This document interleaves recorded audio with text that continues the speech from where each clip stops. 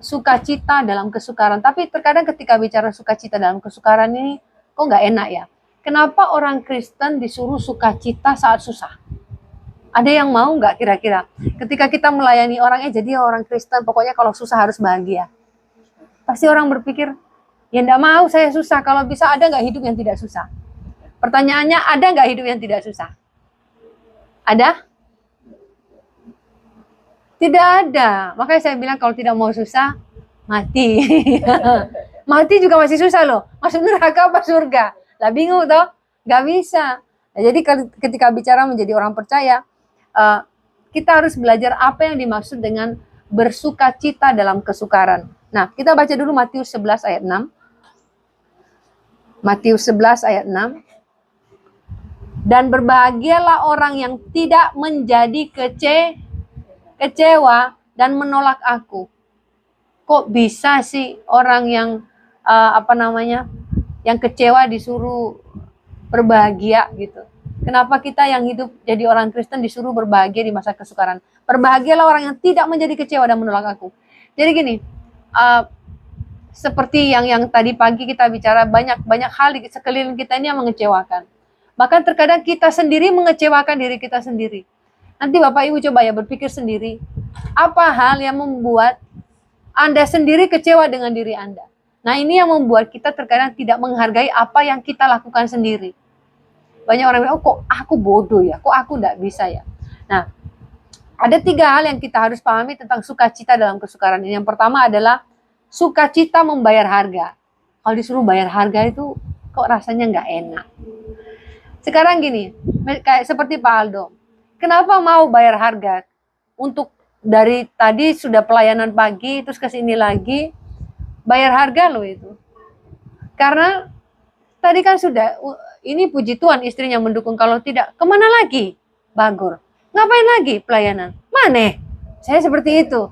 Kan gini, orang itu akan memperhitungkan segala sesuatu, dan ketika disuruh membayar harga, dia mikir dulu, bayar harga ini apa menguntungkan atau tidak menguntungkan.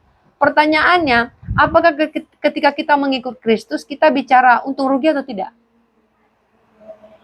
Tidak loh ya. Ketika kita mengikut Kristus, yang kita peroleh itu keselamatan. Tapi untung rugi, hitung-hitungan dunia nggak ada. Lebih banyak kita rugi, ini yang namanya bayar harga. Kita baca di dalam firman Allah, di dalam Markus 10 ayat 22. Mendengar perkataan itu, ia menjadi kecewa, lalu pergi dengan sedih sebab banyak hartanya. Siapa yang sedih ini? Ini orang kaya nih, dia tanya, aku mau mengikut engkau Tuhan. Oh ya sudah, jual hartamu. Hah? Apakah waktu itu Tuhan benar-benar menyuruh dia jual hartanya? Misalnya, Anda disuruh untuk ikut Kristus, tapi disuruh jual rumah, suruh jual motor, pokoknya sampai nggak punya apa-apa. Kan ada kejadian dulu waktu tahun 2000, persis 200 kan katanya itu mau kedatangan Yesus ya. Terus ada pendeta di satu tempat, saya lupa namanya siapa, dia suruh jemaahnya jual seluruh harta mereka, terus dikasih ke gereja. Beneran betul, bukan Yesus yang datang, tapi pendetanya lari. Pendetanya lari, terus mereka mau cari, nggak ada, raib. Dan mereka bingung, rumahnya sudah dijual, tanahnya sudah, semua nggak punya apa-apa. Nah, ini bukan caranya Tuhan untuk menyuruh kita membayar harga. Yang dimaksud Tuhan sebenarnya gini loh. Si kaya ini hatinya itu melekat pada hartanya atau kepada Tuhan. Kayaknya ya Bapak Ibu, kalau kita ikut Tuhan itu bayar harganya gini. Ketika ikut Tuhan, kita siap untuk tidak marah sama orang yang bikin kita jengkel. Seperti Ibu tadi ngomong. Tidak disenggol kok nyenggol. Siap aja disenggol Ibu. Karena kita memang diajar untuk menguasai emosi. Tuhan Yesus bilang dunia ini tidak sama seperti kita. Jadi kita jangan sama seperti dunia ini. Kalau kita sama seperti dunia, kita disenggol-senggol balik, Bu. Kalau dia senggol sekali, Ibu senggol 2 kali. Kalau dia senggol Ibu cuma beset, oh dia jangan beset, Bu. Kalau bisa luka-luka. Ya. Jadi kalau kita ditabrak, benar-benar luka, beset, kalau dia patah tulang. Itu kan biasanya orang dunia maunya seperti itu. Kalau balas, saya sakit, kamu lebih sakit. Tapi bicara bayar harga adalah, hati kita ini melekat pada siapa. Nah sekarang, kalau disuruh kita bayar harga. Seperti ini kan bayar harga sebenarnya menurut saya. Tadi yang udah ibadah pagi, pasti mikir mending aku di rumah tidur. Enak tidur toh. Oh siang-siang begini enak tidur ya. Apalagi pulang gereja tadi makan kenyang tidur. Weh, nanti bangun jam 2 terus ngopi terus tidur lagi.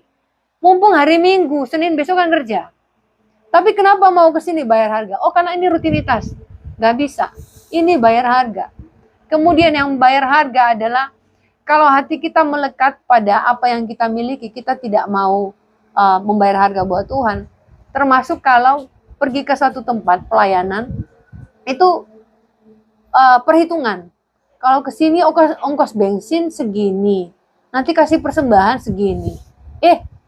Terus minggu ini aku cuma dapat segini, ya rugi rek. Hitung-hitungannya begitu. Jadi selalu menghitungkan sesuatu berdasar untung rugi. Ketika bicara membayar harga di dalam Markus ini tadi adalah apa yang bisa kita berikan kepada Tuhan tanpa memberikan pertanyaan nanti Tuhan balasnya apa. Sekarang gini, kenapa orang tua, di sini udah orang tua semua ya, orang muda ada. Ya ada orang muda, saya juga orang muda kok, masih 15 tahun. Kenapa bapak-bapak mau kasih makan anaknya? Saya tanya. Kok mau kasih uang belanja ke istrinya Pak, bapak-bapak? Apa alasan Anda memberikan belanja kepada istri Bapak? Dipaksa ya Bu. Kalau enggak Bu, aduh Bu, bisa nanti rame Bu gitu. Alasannya Pak, mencintai. Basic dasar dari mengasihi itu sebenarnya ketika menjadi kepala keluarga, Anda mau bayar harga apapun untuk membuat keluarga Anda sejahtera. Demikian juga ketika menjadi ibu. Kenapa ibu mau sih ngurusi rumah? Bu, kenapa mau ngurusi anaknya? Suruh aja bapaknya yang ngurusi. Ada loh perempuan bilang, mending saya yang kerja, bapak ngurus anak. Karena dia tidak suka ngurus anak. Dia tidak mau memposisikan perannya sebagai ibu itu untuk mendidik anaknya. Karena bagi dia, saya nggak mau menghabiskan waktu saya stres di rumah ngurus anak. Karena dia tidak mau bayar harga untuk menjadi seorang ibu. Itu hal yang terkadang kita anggap itu bukan bayar harga, itu kan kewajiban. Bagi saya itu bayar harga loh. Ketika kita melakukan dengan sepenuh hati apapun itu, karena itu panggilan Tuhan dalam hidup kita, itu namanya bayar harga. Apakah menjadi istri panggilan Tuhan? Betul. Suami menjadi panggilan Tuhan? Betul. Apapun sekarang yang kita lakukan itu adalah panggilan Tuhan yang harus kita kerjakan. Bayar harga dengan itu. Nah sekarang, apalagi yang namanya bayar harga. Mengikut Kristus itu seperti ini. Tidak selalu menyenangkan menjadi orang Kristen. Terkadang kita harus memberi di saat kita tidak punya. Memberi di saat tidak punya ini yang biasanya kita berat hati. Ada sebuah gereja kecil, mereka perintisan juga. Mereka harus kumpul dana. Jadi kumpul dana ini sebenarnya hanya untuk pasang token listrik. Tetapi kan tetap harga pasangnya kalau nggak salah 2 juta atau bagaimana. Yang paling murah, padahal itu udah mendaftar untuk orang miskin ya, biasanya ada harga khusus. Tetapi tetap harus bayar 2 juta. Nah mereka sendiri, ini yang perintisan ini, ya mereka juga nggak punya uang banyak. Untuk ngumpulin 2 juta itu gimana caranya? Ada dari mereka itu, ada yang buruh tani, ada yang tukang ngantar-ngantar barang gitu loh. Mereka kumpul uang. Uang itu terkumpul 100 berapa? 100 berapa ribu? Tidak sampai 2 juta. Tetapi ketika mereka mengumpulkan uang itu, mereka sudah memberikan yang terbaik. Jadi ada satu bapak itu kerjanya jualan bensin di jalan. Ternyata kalau jualan bensin itu saya tidak tahu ya. Satu botol itu cuma dapat 500 rupiah. Jadi dia tidak bisa jual lebih mahal dari pom bensin. Jadi dia hanya dibedakan 1.000 dari pom bensin. Jadi intinya satu botol itu hanya dapat 500 rupiah. Nah, dalam seminggu yang dia hasilkan hanya 20.000. Apakah 20.000 sanggup untuk kasih dia makan? Tidak sanggup.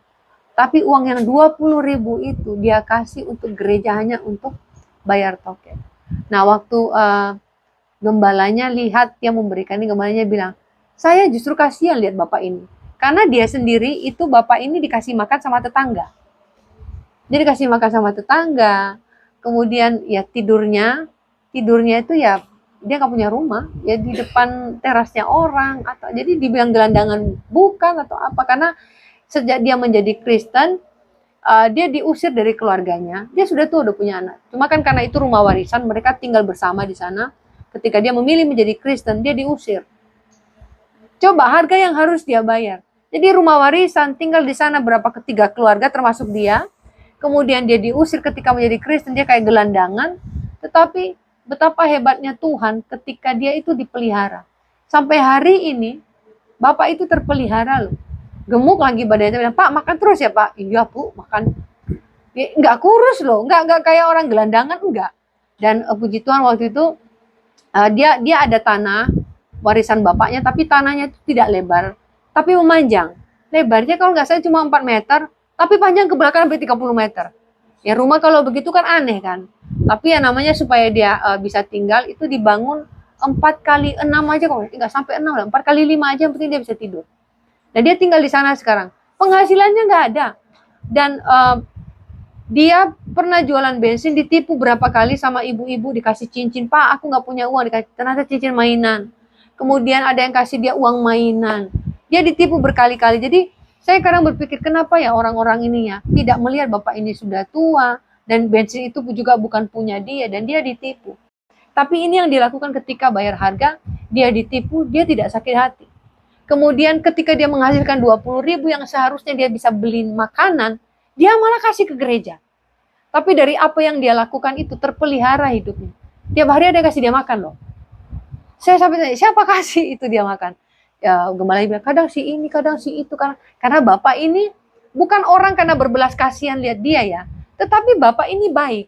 Jadi dia bisa bantu orang, apa gitu, apa. Dan dia tidak pernah menerima orang kasih dia. Kalau bisa dibantukan dikasih 5.000 atau. Dia nggak pernah ngambil. Dan dia baik. Nah, ini yang saya sebut dengan bayar harga. Ketika menjadi Kristen, mungkin hidupmu tidak seperti yang orang bilang jadi Kristen kamu nanti jadi diberkati. Nah diberkati dalam tanda kutip ini pikir dikasih uang banyak sama Tuhan. Tidak loh ya. Diberkati itu adalah kita tidak akan meminta-minta. Hidup kita damai sejahtera penuh dengan ucapan syukur. Hari ini tinggal di rumahnya nggak ada jendelanya, nggak apa-apa loh. Yang penting ada atapnya. Makan juga nasi sama sambal, nggak apa-apa, yang penting bisa makan. Semua itu sudah diatur oleh Tuhan. Tapi kita mau bayar harga atau tidak. Jadi ini yang namanya tadi sukacita dalam kesukaran. Nah jadi yang pertama adalah membayar harga. Yang kedua, nah ini yang paling tidak suka lagi. Yang kedua adalah ketika bersukacita dalam kesukaran itu memikul salib. Mikul salib ini susah. Mari kita baca ya di dalam Matius 16 ayat 24. Lalu Yesus berkata kepada murid-muridnya, setiap orang yang mau mengikut aku, ia harus menyangkal dirinya, memikul salibnya, dan mengikut aku. Menyangkal dirinya itu apa?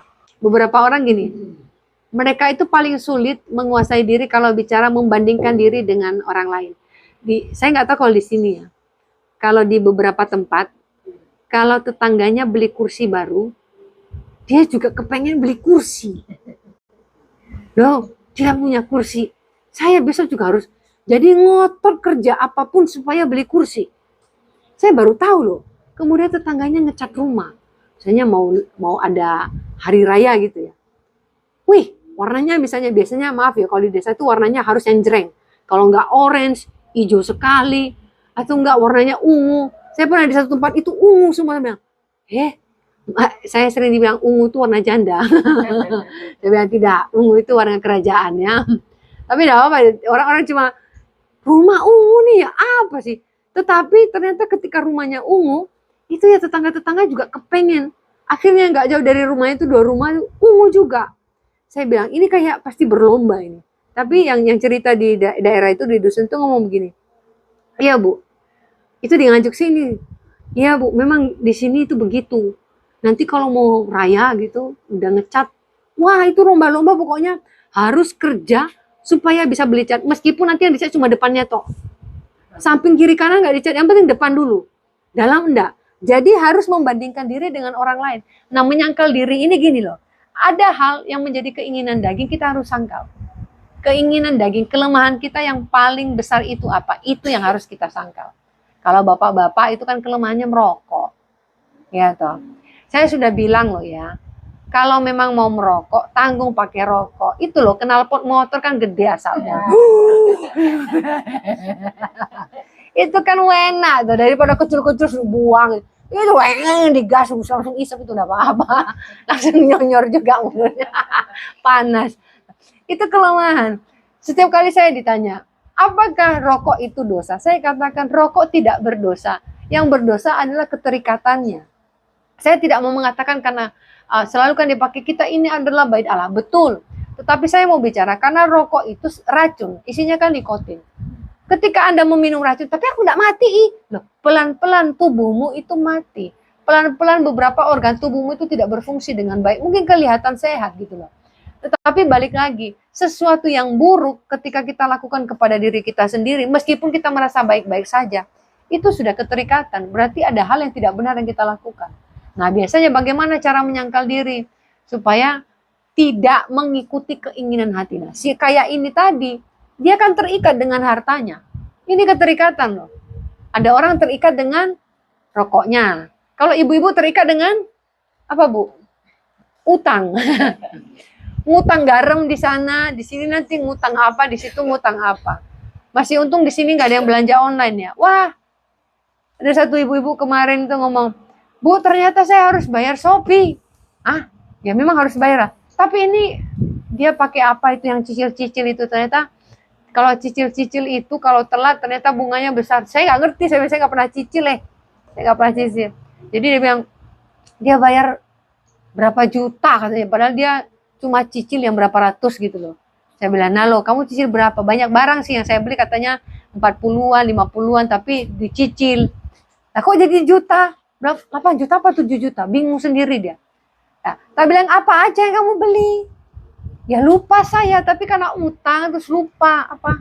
Ya seperti itu saya bilang. Nah itu, sekarang ketika belanja, apakah itu keperluan atau keinginan? Ibu-ibu, keperluan apa keinginan? Dua-duanya. Jujur loh ibu ini. Jujur kacang hijau. Nah itu. Jadi kita harus menyangkal diri dalam kelemahan kita. Ada kelemahan lain dari ibu-ibu ini. Ibu-ibu, maaf, saya bukan biasa, saya juga ibu-ibu. Terkadang kita tidak bisa menahan mulut untuk mengatai orang yang bencekno, nyebelin gitu loh. Sudah maaf loh ya, dia sudah miskin, sombong pula, pengen kita bilang, waduh, gak punya apa-apa, sombongnya minta ampun. Mulut ini mau ngomong, tapi bukan karena kita benci dia, cuma sebel aja lihat kelakuannya gitu loh. Nah ini tipe-tipe orang yang seperti ini, membuat daging kita tuh beluk kuduk namanya, berteriak rasanya. Orang ini, iya kalau kaya, kemudian sombong, ini pun gak punya apa-apa, sombongnya minta ampun. Jadi rasanya mulut, hati kita ini pengen rasanya ngomong. Nah ini kita harus menyangkal diri dalam hari ini. Memikul salib adalah kita siap untuk melepaskan apa yang mengikat kita. Nah apa yang mengikat kita hari ini? Kita sendiri yang tahu loh ya. Kalau ibu-ibu biasanya yang konseling ke saya katanya suaminya itu terikat dengan game, main game. Saya bilang, suamimu umur berapa? 46. Hah? 46 main game? Jadi suami itu main game terus. Tak bilangin lah, ya gimana caranya bilang ke suamimu jangan main game. Kalau yang satu ngomong suka yang di desa sih, sabung ayam, masih ada tak sabung ayamnya? Oh masih. Tak bilang dia nonton aja, ngakunya sih nonton Bu, biasanya main duit. Jadi kita harus bisa menyangkal diri, kita terikat dengan apa? Karena gini, keterikatan itu adalah tanda bahwa kita sedang stres atau kita sedang depresi. Kenapa Anda melakukan sesuatu berulang-ulang yang tidak membawa dampak positif, tetapi itu membuat Anda tenang, berarti Anda sedang mencari pelarian. Itu ketika melakukan, misalnya, kenapa pria yang harusnya bekerja menghabiskan waktunya main game? Main game terus. Pergi kerja, pulang kerja main game terus. Berarti ada sesuatu yang terjadi dengan dirinya. Ini yang namanya sukacita memikul salib ya. Yang ketiga itu ketika bicara sukacita dalam kesukaran. Pertama tadi sukacita membayar harga. Kedua adalah memikul salib. Yang ketiga adalah sukacita dalam pencobaan. Ini lebih tidak enak lagi. Dicobai. Dalam pencobaan ini kita baca Lukas 8 ayat 13. Yang jatuh di tanah, yang berbatu-batu itu ialah orang yang setelah mendengar firman itu menerimanya dengan gembira. Tetapi mereka itu tidak berakar. Mereka percaya sebentar saja dan dalam masa pencobaan mereka murtad. Nah ini, dengar firman senang. Oh terima kasih tadi firmannya bagus. saya senang, saya diberkati. Pulang, dia lihat orang, waduh, udah hatinya gemes. Jadi kejadiannya gini, salah satu dari tetangga ini, dia punya usaha ini loh, kayak bikin-bikin kerupuk. Jadi dia punya banyak kulit pisang, jadi keripik pisang. Nah, jadi kalau dia masak, misalnya dia buat keripik itu 2 tandan, berarti kan banyak sampahnya. Kemudian dia buat banyak masakan. Tempat sampah yang karet itu tidak cukup untuk sampahnya dia. Jadi dia masukin ke sampahnya tetangga. Digilirnya sampai 3 gitu. Tapi jeleknya dia adalah seperti ini.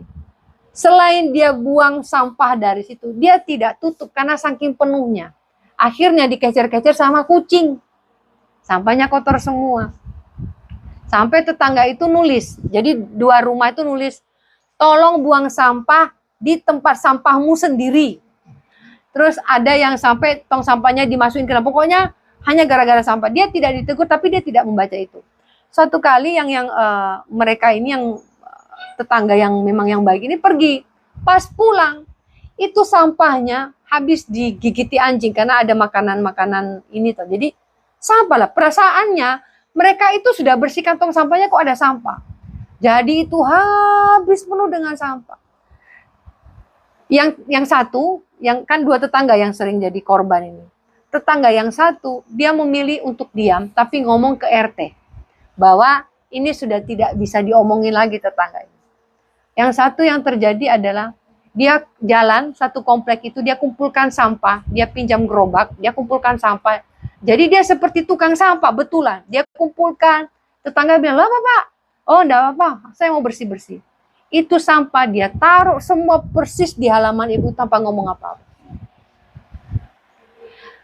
Apakah kasus selesai? Tidak, makin rame.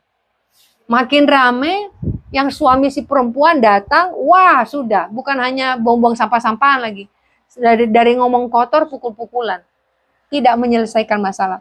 Jadi ketika kita dicobai, sederhana ketika dicobai oleh tetangga, ya sudah, kalau memang tetangga itu punya sedikit kelainan. Kalau kita bisa istilahnya menghadapinya dengan tenang, hadapi. Kalau tidak, kan kita punya RT. Suami saya ini RT, tapi tidak pernah diadui apa-apa. Berarti warganya aman-aman saja ya. Ya, ini Pak RT loh, ini Pak RT. Jadi hanya pernah dia datang diadui waktu pas ada ular. Ada ular, jadi waktu itu tiba-tiba ada ular kobra di atas mobil seseorang, terus diaduin sama Pak RT. Jadi mau panggil tukang tangkap ular ya. Waktu itu dapat hampir 60 ya. 60 ular loh. Yang bayi-bayinya banyak. Awalnya hari pertama 30-an, terus ada yang besar-besar, tapi hari keduanya itu hanya yang kecil-kecil. Yaitu Pak RT juga urus ular ya. Tapi itu lebih baik daripada urus suami istri berantem gitu ya. Tapi sejauh ini tidak ada pengaduan itu. Ada pengaduan sih waktu itu yang punya anjing. Kalau di komplek kami itu gini nih.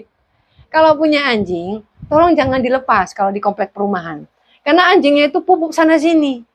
Persis di depan rumahnya Pak RT pupuk. Wah, Pak RT-nya ngamuk dong. Siapa anjing, siapa ini? Akhirnya Pak RT ambil, ada CCTV di capture anjingnya. Terus ngamuk Pak RT-nya. Setelah itu datang ibunya minta maaf.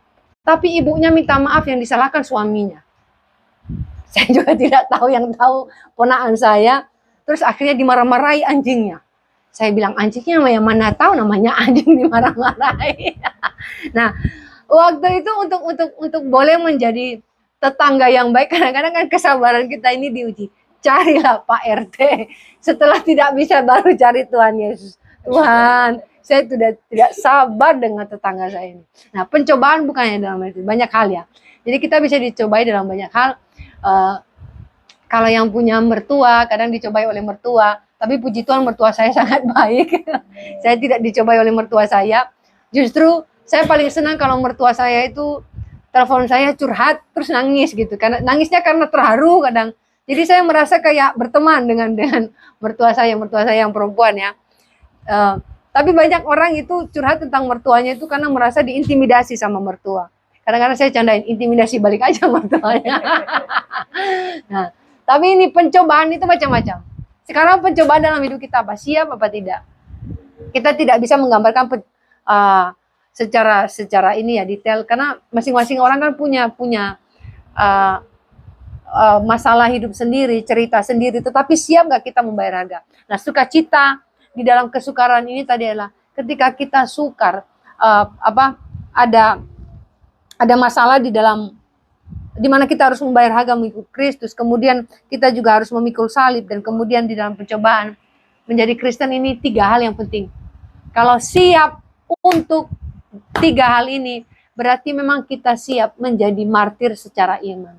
Martir tidak harus mati dibunuh karena imannya, tapi kita siap martir menerima keadaan kita pencobaan ini dengan kekuatan yang daripada Tuhan. Jadi tidak mengandalkan kekuatan sendiri. Oke, saya percaya untuk renungan kita siang hari ini kita juga bisa diberkati, dan kita siap untuk tahu bahwa kita akan diberkati oleh Tuhan ketika kita mau membayar harga, dan tempat ini bukan hanya jadi perintisan nanti, menjadi gereja yang permanen. Mari kita berdoa.